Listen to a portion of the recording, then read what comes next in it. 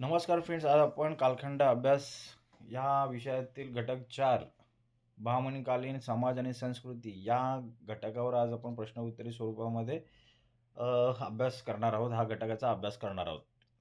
तर हे काही महत्त्वाचे प्रश्न आणि टिपा आलेले आहेत त्या पाहूया.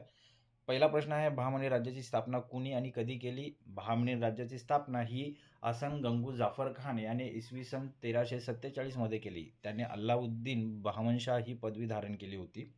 प्रश्न 2, बहामनीकालीन समाज प्रामुख्याने कोणत्या 2 गटांमध्ये विभागला गेला होता?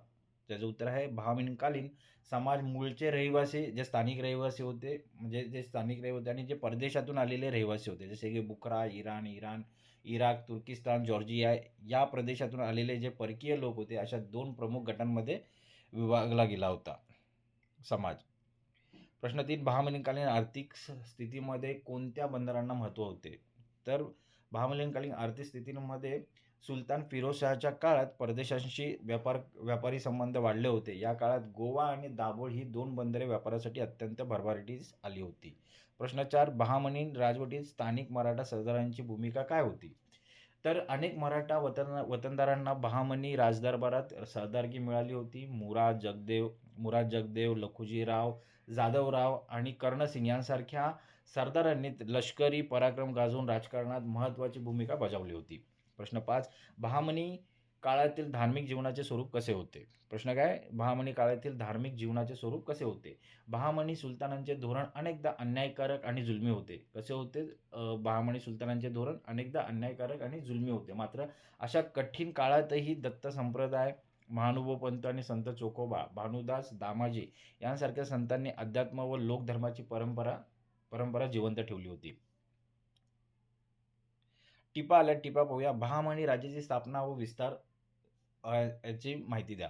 इसवी सन 1347 मध्ये जफर खानने दक्षिण भारतात इसवी सन 1347 मध्ये हसन गंगू जफर खानने दक्षिण भारतात स्वतंत्र बहामनी राज्याची स्थापना केली आणि गुलबर्गा, कर्नाटकामध्ये गुलबर्गा ही आपली पहिली राजधानी बनवली.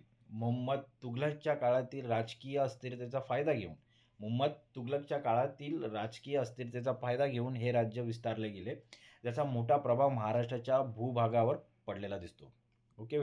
टिप 2, बहामनीकालीन समाजाची रचना कशी होती? या काळात महाराष्ट्रात मोठ्या प्रमाणावर स्थलांतर झाले. सैनिकी सेवा, व्यापार आणि धर्मप्रचारासाठी इराण, इराक, तुर्किस्तान या भागातून लोक आले. यामुळे समाजात नवीन वर्ग तयार झाले. तरीही स्थानिक पातळीवर देशपांडे, कुलकर्णी, देशमुख यांसारख्या वतनदारांचे महत्त्व कायम राहिले. काय म्हटलेलं आहे, या काळात काय सामाजिक रचना कशी होती? या काळात महाराष्ट्रात मोठ्या प्रमाणावर स्थलांतर झालेलं दिसून येतं. सैनिकी सेवा, व्यापार, प्रसारासाठी इराण, इराक, तुर्किस्तान, जॉर्जिया या भागातून लोक आलेले दिसतात. यामुळे समाजात नवीन वर्ग तयार झाले. तरीही स्थानिक पातळीवर देशपांडे, कुलकर्णी, देशमुख यांसारख्या वतनदारांचे महत्त्व कायम राहिलेलं दिसून येतं. टिप 3, आर्थिक जीवन व शेती कशी होती? बहामनीकालीन अर्थव्यवस्थेचा मुख्य आधार शेती हाच होता. ग्रामीण जीवन पारंपरिक पद्धतीने चालत असे.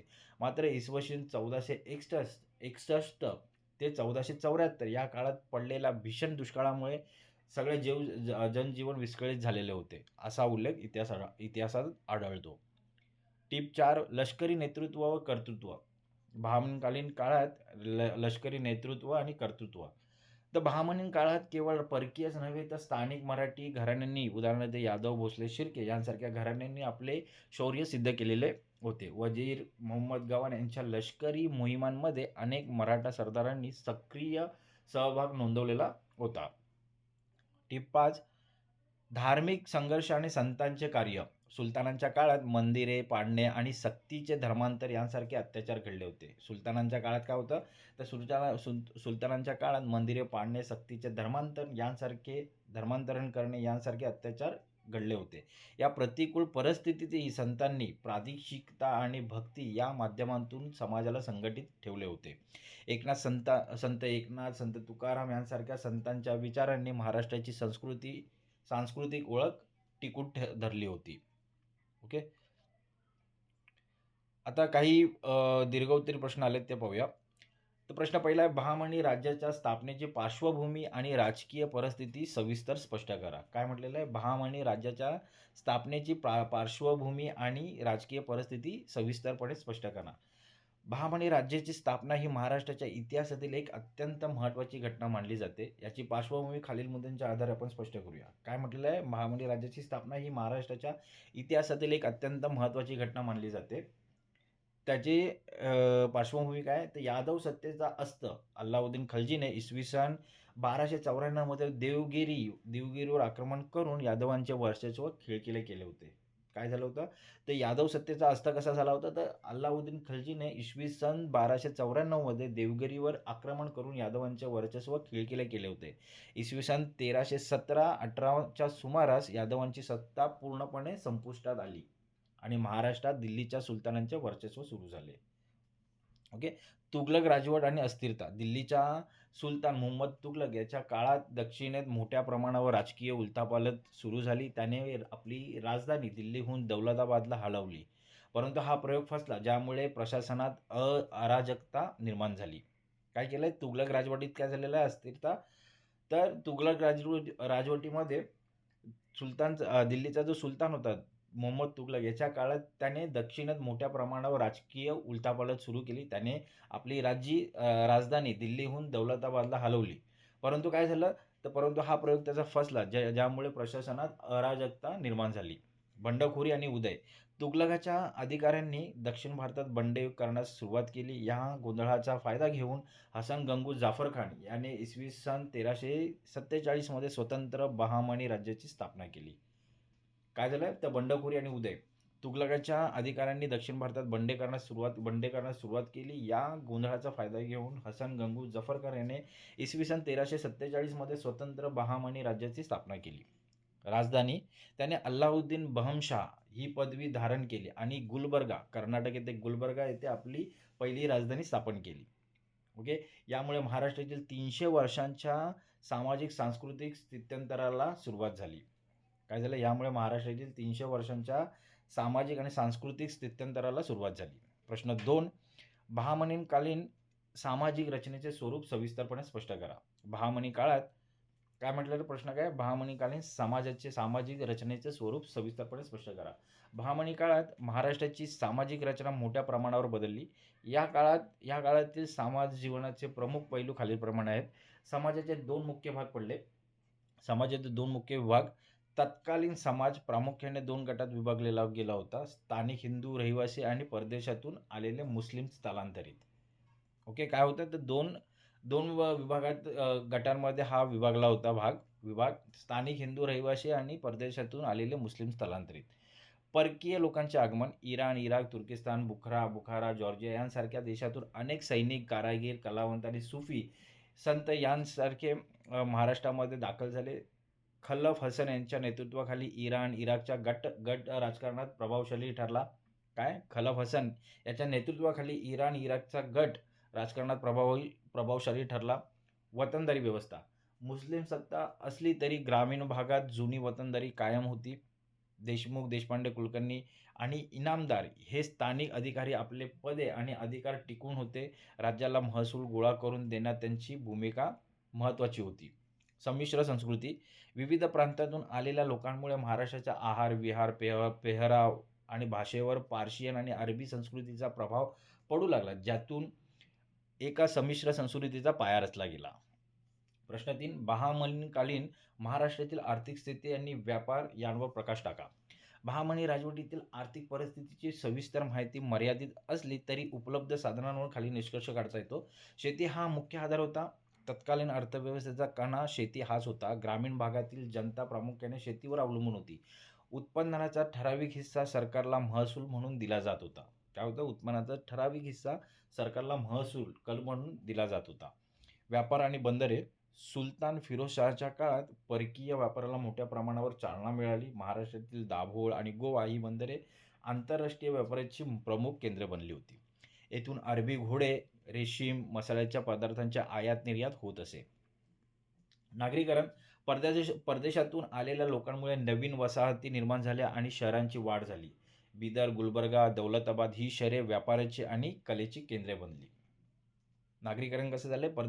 परदेशातून जे लोक आले होते, आलेल्या लोकांमुळे नवीन वसाहती निर्माण झाल्या आणि शहरांची वाढ झाली. बिदर, गुलबर्गा, दौलताबाद ही शहरं व्यापाराची आणि कलेची प्रमुख केंद्रे बनली. नैसर्गिक आपत्ती इसवी सन 1461 ते 1474 या काळात पडलेला भीषण दुष्काळामुळे, ज्याला दुर्गादेवीचा दुष्काळ असेही म्हटले जाते. ह्या दुर्गादेवीच्या दुष्काळामुळे जनजीवन अत्यंत कठीण झाले होते. शेती उद्ध्वस्त झाल्यामुळे आर्थिक व्यवस्था कोलमडली होती. आर्थिक व्यवस्था काही कोलमडली होती. प्रश्न 4. बहामनी राजवटीतील महाराष्ट्रीय सरदारांचे लष्करी कर्तृत्व सुधारांसह स्पष्ट करा. तर बहामनी सुलतान जरी परकीय असले तरी त्यांच्या लष्करी यशात स्थानिक महाराष्ट्रीय सरदारांचा मोठा वाटा होता. काय होता? तर बहामनी सुलतान हे जरी परकीय असले तरी त्यांच्या लष्करी यशात स्थानिक महाराष्ट्रीय सरदारांचा मोठा वाटा होता. मराठा घराण्यांचा सहभाग, यादव, भोसले, शिर्के, निंबाळकर, जाधवराव आणि सुर्वे यांसारख्या पराक्रमी घराण्यांनी बहामनी सैन्यात महत्त्वाची पदे भूषवली. अनेक मराठा सरदारांनी सरदारकी आणि जहागिरी बहाल करण्यात आली होती.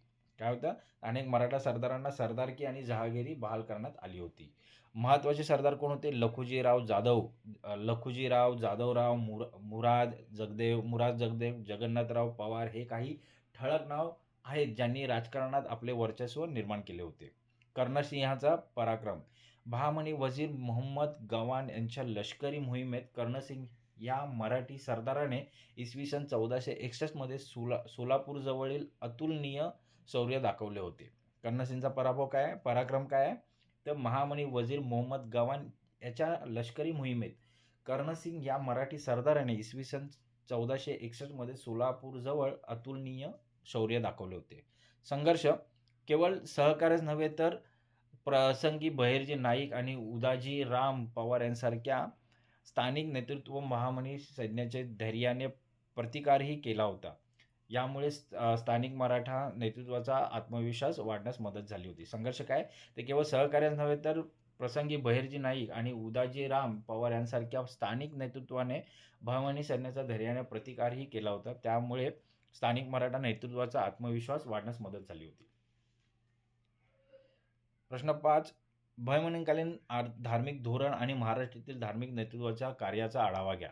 प्रश्न काय? बहामनीकालीन धार्मिक धोरण आणि महाराष्ट्रातील धार्मिक नेतृत्वाच्या कार्याचा आढावा घ्या.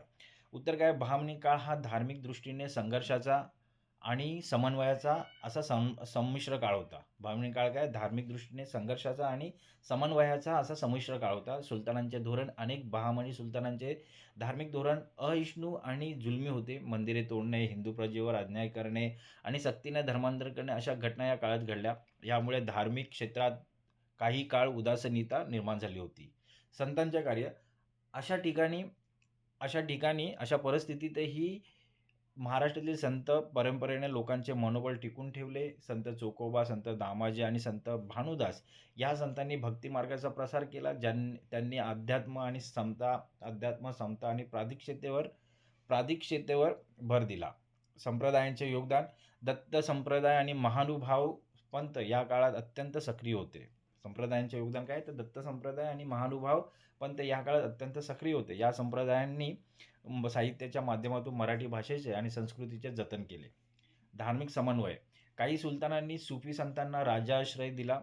धार्मिक समन्वय काय? तर काही सुलतानांनी सुफी संतांना राजाश्रय दिला. हिंदू आणि मुस्लिम दोन्ही धर्मातील सामान्य लोक अनेकदा सुफी संतांच्या दर्ग्यांना आणि हिंदू मंदिरांना सारख्याच श्रद्धेने मानत असत, ज्यामुळे समाजात एक प्रकारच्या धार्मिक सलोखा निर्माण होण्यास मदत झाली. तर मित्रो, कालखंडाच्या अभ्यासातील घटक 4 बहामनीकालीन समाज आणि संस्कृती या घटकाचा आपण प्रश्नोत्तरी स्वरूपामध्ये अभ्यास केलेला आहे. हा घटक चांगल्या प्रकारे समजून घेण्यासाठी हा व्हिडिओ वारंवार पहा, जेणेकरून ह्या घटकाचे मुद्दे, हा घटक चांगल्या प्रकारे तुम्हाला समजेल. तर आज आपण इथेच थांबूया. धन्यवाद.